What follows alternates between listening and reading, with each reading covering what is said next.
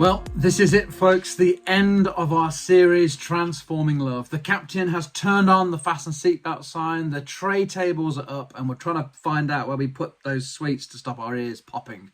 We are coming into land. Easter is just around the corner, and so we've decided to make this the last talk in our series. And next week, we'll be looking at the God of the cross. And that'll be a much shorter series finishing on Easter Sunday. And then we'll do something else. But as today is the last talk, I thought it would be good for us to look at somebody from the Bible who was personally transformed by the love of Jesus. And that person is called John. Here's an old photo of him, so you can picture him in your mind. I think he's trying to show us something in his book. I've called this talk John's Revelation. Now, in the Bible, there is a book written by John called Revelation, and it's famous for being a little bit out there. But I think that was written during John's heavy metal phase. You know, it contains lots of crazy imagery like horsemen and dragons and winged beasts and so forth. And that's because it's written in a style of literature that we don't really have a good parallel for today. It's called apocalyptic literature, and really it's an allegory for Rome and Emperor Nero, but that isn't the revelation that I want us to look at today. Sorry to disappoint. No, the revelation I want us to look at today is a much earlier revelation of John's, and it very much has to do with the transforming love of Christ. For anyone not familiar with John, he was one of Jesus' 12 disciples, later called apostles, which simply means sent ones. And before he was an apostle, he was a fisherman. He fished in the Sea of Galilee, which is actually a lake, with his father Zebedee and his brother James. And as the story goes, one day Jesus called John and his brother James to come and follow him. They did. They left their fishing business and followed Jesus. Traditionally, John is considered to be one of the youngest disciples, most likely a teenager. And fairly early on, him and his brother earned themselves a nickname from Jesus. I don't know if any of you have been given a nickname by someone else before, whether it was a nice nickname or not. My surname is Brockway. So in primary school, my nickname was, of course, Broccoli, because, you know, kids are really clever. It was either broccoli or breakaway, which were these chocolate bars that I used to have in my lunch. But, you know, I guess it could have been worse. James and John's nickname, however, was the Boanerges, which, when literally translated, means sons of rage. Or in your Bible, it might say sons of thunder, which, if my recent interactions with my almost teenager daughter are anything to go by, that was probably a fair nickname. I imagine Jesus just asked them to clean up after themselves or stop looking at their mobile phone while they're eating dinner. And while I'm sure this nickname was playful, there absolutely was some truth to it. There's this famous story of an occasion where Jesus and his followers were rejected by a Samaritan village they wanted to visit. And James and John ask Jesus, "Lord, do you want us to call down fire from heaven to destroy them?" I mean, talk about overreacting. Oh no, the hotel doesn't want us. We'll show them. Let's burn it to the ground. As you can imagine, Jesus wasn't too thrilled with the sons of rage that day. But, you know, the more time that John spent with Jesus, the more he was changed, the more he was transformed into something else. Actually, Jesus took something of a special interest in him, along with his brother James and Peter, and the three of them together became some of Jesus' closest followers. He allowed them to be present at some really key moments in his life and ministry, like when he raised Jairus' daughter back to life in Luke 8, or when he was transfigured on the mountain in Luke 9. And even towards the end of his ministry, it was John and Peter that Jesus sent to prepare the Last Supper, the Passover meal, the final meal that Jesus would eat with his closest followers before the crucifixion. You see, despite John's immaturity and his glaring flaws, Jesus loved him. He loved him enough to include him in the work that he was doing, even if it made things more difficult for him. He trusted him. He gave him responsibilities beyond his years, and as a result, John began to grow. I would go as far as to suggest that Jesus actually trusted John before he was ready. You know, if you've got someone on your staff whose immediate reaction to being told no is to try and burn the place to the ground, they're probably not the one that you want leading up front, right? But Jesus saw in John more than just his temper. And by including him, he helped him to mature, to let go of some of that rage that he felt inside. And we know this because towards the end of his gospel, John gives himself a new nickname. He decides that instead of being a son of rage, he would rather be known as a beloved disciple. On 5 separate occasions towards the end of his gospel, John refers to himself as the disciple who Jesus loved. And I suppose there are different ways of hearing that, aren't there? We can read it as a statement of arrogance. I'm the disciple that he loved. To me, I'm the goat. I'm the greatest of all time. Or you can read it as a statement of humility. He loved me. Of all people, despite my flaws, despite my anger, he loved me still. It's interesting to me that the first time this nickname appears is in John 13, the beginning of the Last Supper. As I already mentioned, Peter and John had been sent to prepare the meal, but during the meal itself, Jesus did something unexpected, something that only John records. Let me read it to you. This is John 13, verse 2. It says, the evening meal was in progress. That's the Passover meal. And the devil had already prompted Judas, the son of Simon Iscariot, to betray Jesus. Jesus knew that the Father had put all things under his power and that he had come from God and was returning to God. And so he got up from the meal, took off his outer clothing and wrapped a towel around his waist. After that, he poured water into a basin and began to wash his disciples' feet, drying them with the towel that was wrapped around him. Just imagine that for a moment. I suppose to us, it seems like a strange thing to do. I mean, generally our feet are kept quite clean, aren't they, by socks and shoes and all the rest of it. But in Jesus' day, feet got dirty pretty quick.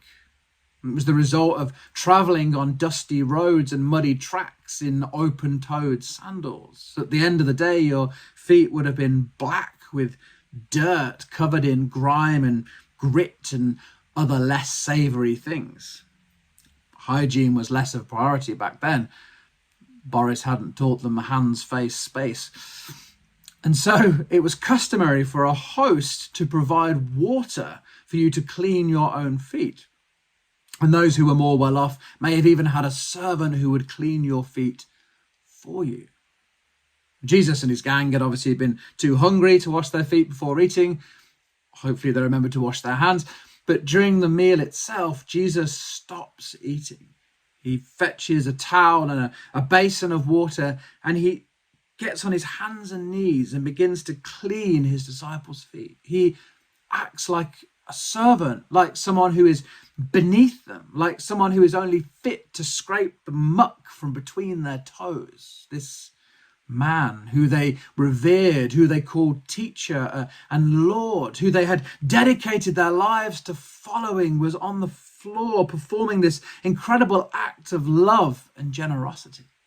Peter got so flustered he said, No, Lord, you shall never wash my feet. Jesus told him that he must. And then in verse 12 it says, when he had finished washing their feet, he put on his clothes and returned to his place. "Do you understand what I have done for you?" he asked them. "You call me teacher and Lord, and rightly so, for that is what I am. Now that I, your Lord and teacher, have washed your feet, you also should wash one another's feet. I have set an example that you should do as I have done for you. Very truly I tell you, no servant is greater than his master, nor is a messenger greater than the one who sent him. Now that you know these things, you will be blessed if you do them." Now, some churches have taken these words very literally and actually include kind of like foot washing ceremonies as part of their worship service from time to time. That's fine. Personally, I'm not advocating for it, just in case you're having a mini panic attack, because I don't think that Jesus was just talking about washing feet. I think he was talking about finding ways to serve and to love each other well. And in all honesty, if someone tried to wash my feet on a Sunday morning, I think I would be more self-conscious about my hairy toes and their cheesy smell than I would be grateful for their generosity. I think it would be awkward all around. You know, there are plenty of other ways that we can show generosity towards each other that doesn't involve touching feet. But the thing is, John was so struck by this incredible act of generosity that it's only a few verses later we find him using this new nickname for the first time. Jesus had just told them that one of them was going to betray him. And then it says in verse 22, his disciples stared at each other at a loss to know which one he meant. And that one of them, the disciple who Jesus loved, was reclining next to him. John was so enamored with the love that Jesus had shown him that as he reflects on this moment in his writing, he begins to call himself beloved. He begins to define himself by the love that was shown to him by Jesus. He adopts this title for himself. Of course, there's lots of things that we can define ourselves by, aren't there? Sometimes we define ourselves by our work. You know, we get a sense of value from the things that we do, or perhaps the status that it affords us. Sometimes, it's our busyness that we're proud of. Sometimes we define ourselves by a certain role that we have in life, perhaps as a parent or friend or partner. You know, I love being so-and-so's dad or thingy's girlfriend. Sometimes we define ourselves by a personality trait. You know, we say, like, I'm the messy one, or I'm the sporty one, or I'm the immature one, kind of like the Spice Girls. Sometimes we define ourselves by our gender, or our sexuality, or race, or culture. Some of us who have been in church for a really long time might even define ourselves by a particular branch of Christianity. Might say, oh, I'm Pentecostal, or charismatic, or evangelical, or whatever. But of course, sometimes situations come along that cause those foundations to crumble. Our perspective might shift, our health might deteriorate, our job could be lost, or a relationship come to an end. And we can be left kind of feeling as though our foundation has been shaken, perhaps even in that moment questioning our identity. If I'm not this, then what am I? For John, his answer became, I am loved by Jesus. Just as I am, sometimes naive, sometimes angry, often with dirt between my toes, but still loved. And it was in the unshakable foundation of Jesus' love that John found his security. And he saw it for himself firsthand, not just in the way that Jesus treated him when they were together, but at the foot of the cross. Because a short time later, that's exactly where John found himself. As far as we know, John was the only disciple who witnessed the crucifixion firsthand. Most of them were running scared, hiding away for fear that they might be next. But John followed Jesus to the cross, and he stood and he watched in horror and heartbreak as his friend and mentor slowly suffocated in agony. And it's here that we find John using his new nickname again for a second time. It says in John 19, verse 25, near the cross of Jesus stood his mother's sister, Mary, the wife of Clopas, and Mary Magdalene. That's 3 Marys, if you're keeping count. It was a popular name in those days. And then verse 26, when Jesus saw his mother there and the disciple whom he loved standing nearby, he said to her, woman, here is your son, and to the disciple, here is your mother.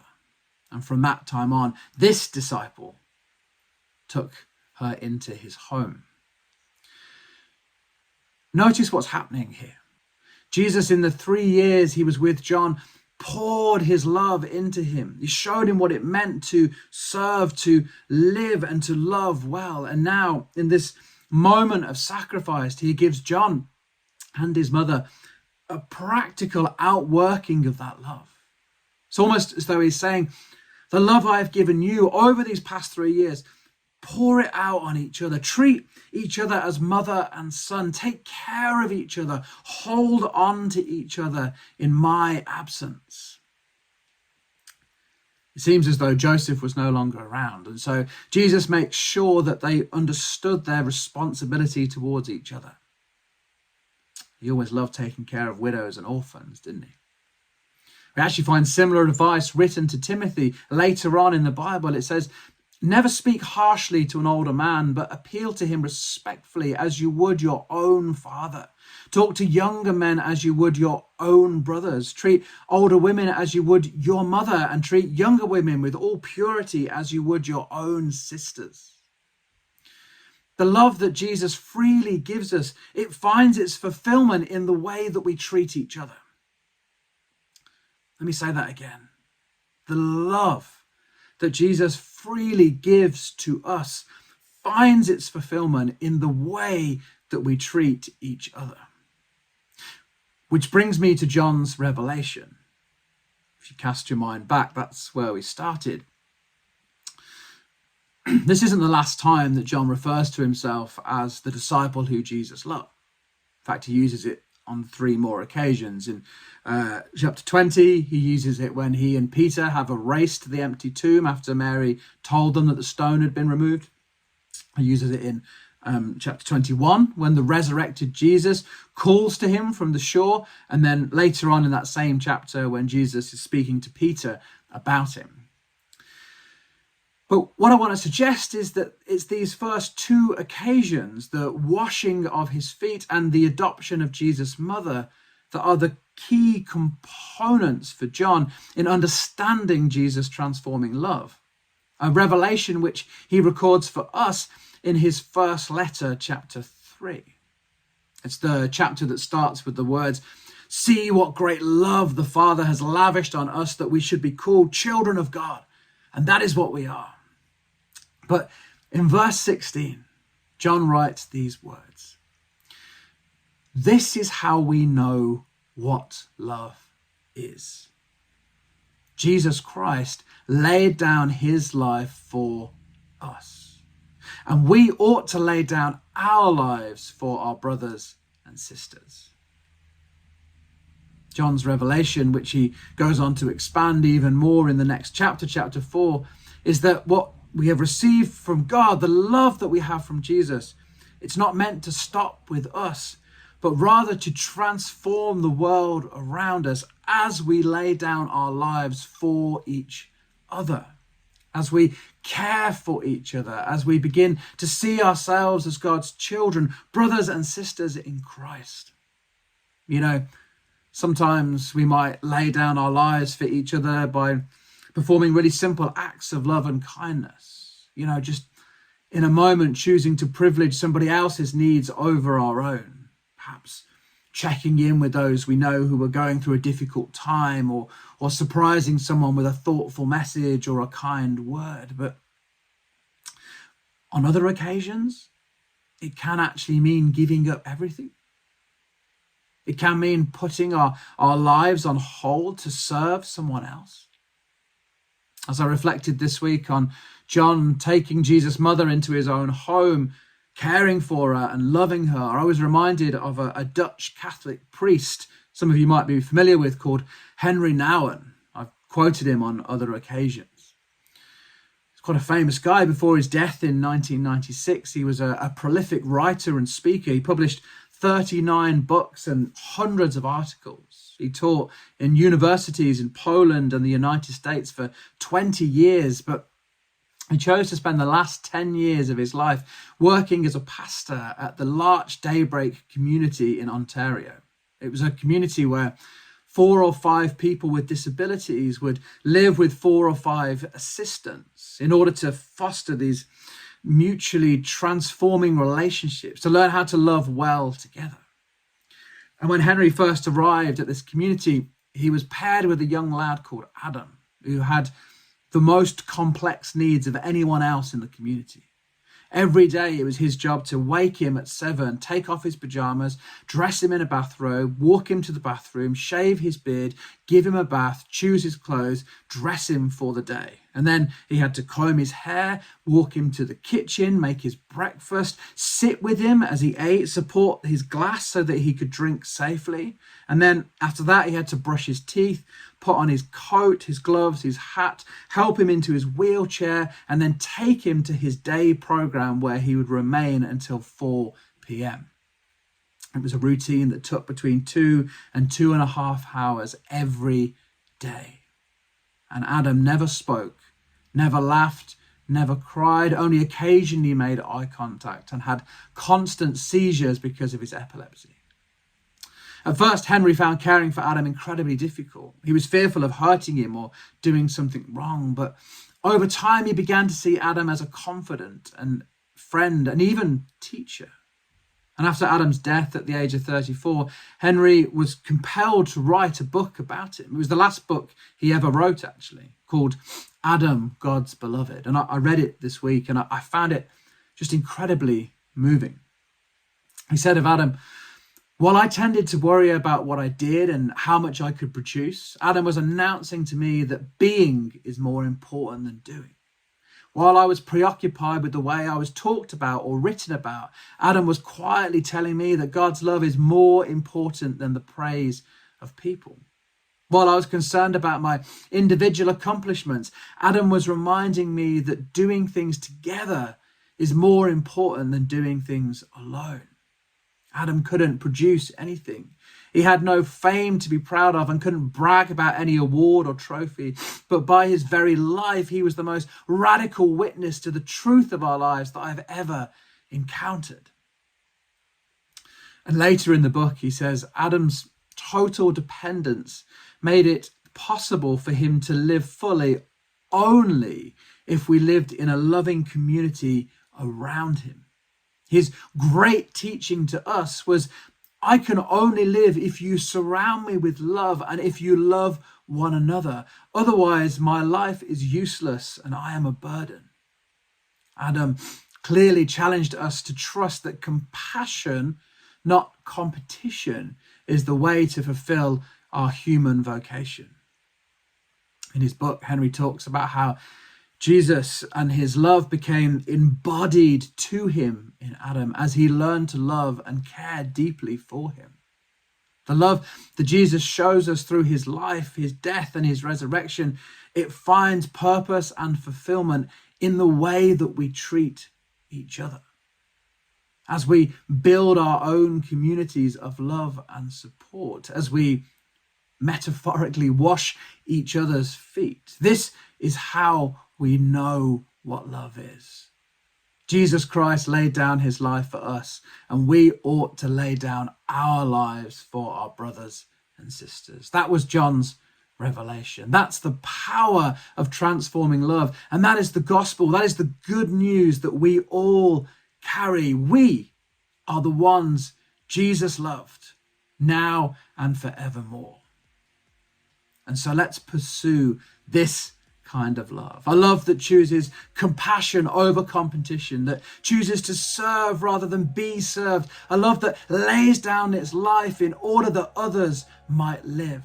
A love that announces to everyone, you are not useless or a burden. You are a beloved child of God. That's transforming love.